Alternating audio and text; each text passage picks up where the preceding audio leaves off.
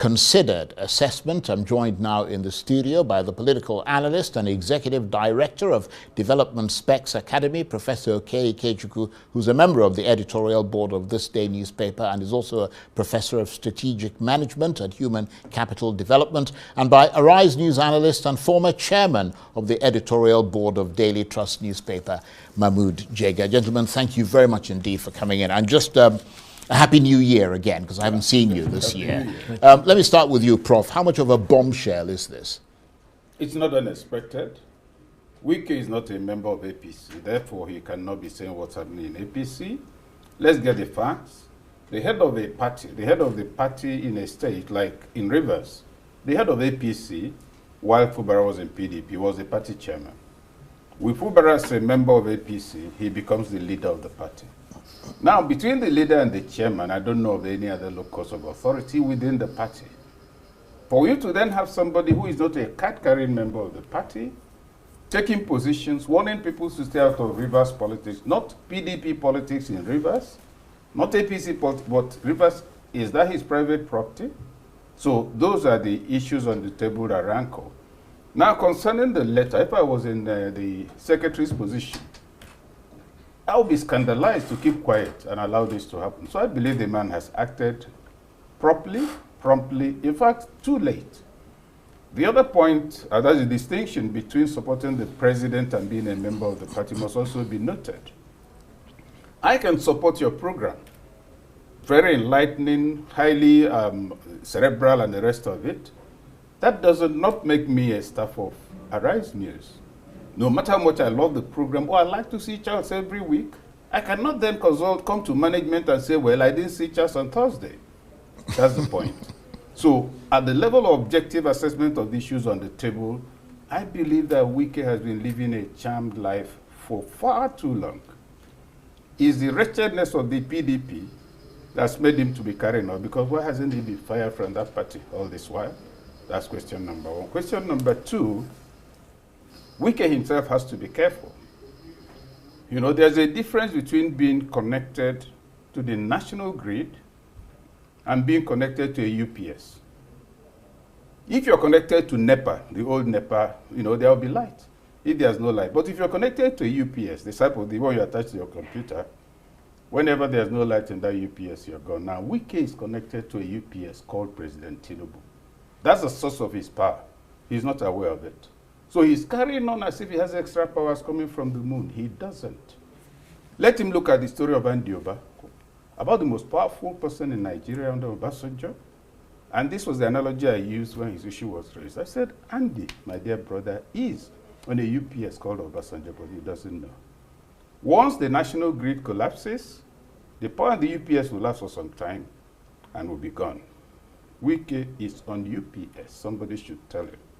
That's a very interesting assessment. And let me come to you, Mahmood Jega. What is your assessment of this, if you like, power tangle that's going on between these two fairly formidable forces? It's more than, in fact, the two of them. It's just that, as far as I can see, Minister Wike's system of running with the hare and hunting with the hound is slowly unraveling. It's even before the National Secretary Ajibola Bashir made this statement, the national chairman of APC, Nentawe Ilwatra, was on Channels Television a few days ago as affirming that under the APC constitution, governors are the leaders of the parties in their states. Now, I can see, you have to be very careful, because the APC is close to having 30 of the 36 governors in the country. I think they already have 29, and very soon they will have the 30th one in Kano or somewhere.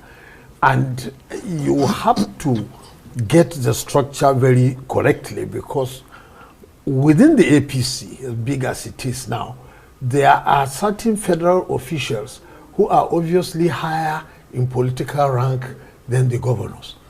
Now, not only the chairman and the secretary, the vice president also spoke in Enugu last week, where he said, I am the vice president, but in my state of Borno, it is Governor Zulum who is the leader of the party. and he pointed to the Senate president and said, in his state of Akwa Ibom, it is Governor Uno who is the leader. And you know, because there are others, and he even also pointed to the governor of Kaduna who was sitting there, because the Speaker of the House of Representatives is from Kaduna State.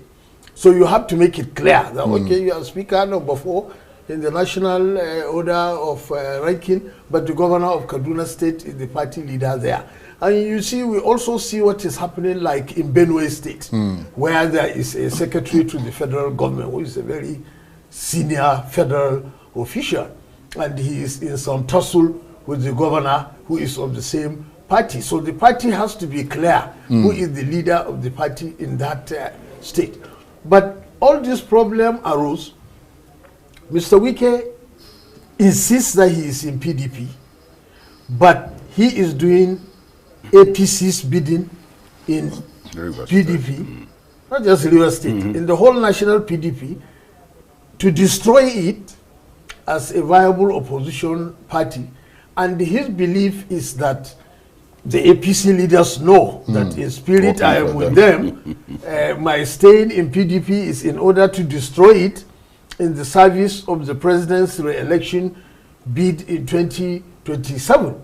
Okay, the president in particular is probably happy with that, and the other party leaders also lived with it for a time. But it is now coming up against other things, like the governors trying to assert themselves. And there are so many of them. When you have 30 governors in the party, I can imagine they are putting pressure on the national leadership and saying, look, make it clear who is the leader of the party in each state. Exactly, because these problems is not only in Rivers, it is already happening in Benue, and it could happen again in Borno or in Kaduna or anywhere. Well, in the context of Rivers State, which is where this particular crisis appears to be boiling over, we obviously have Wike loyalists, many of them, including the vice chairman of the South who made that statement, Giadom.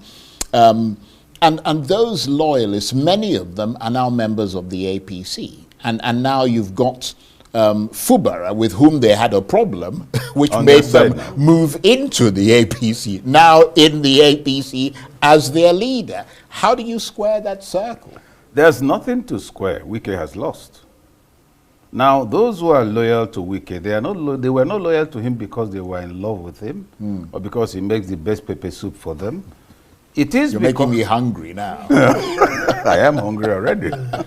You know, it's because they see their political future nurtured, supported, and fertilized by Wike's continued dominance. So it was not a personal loyalty. Now, the whole machine they boarded, the vehicle they boarded has got a new driver.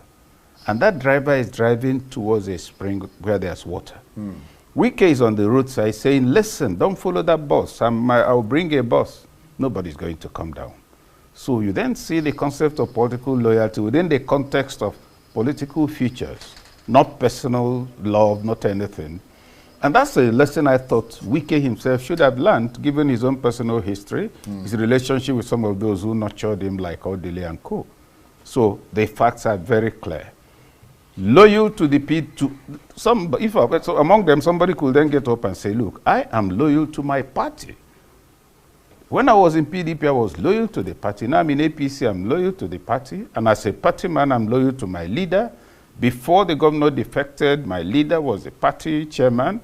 Now, as per APC constitution, the governor is now the party leader, and we are loyal to him through the chairman, who is our chief loyalist, etc. All grammar in the name of survival in politics.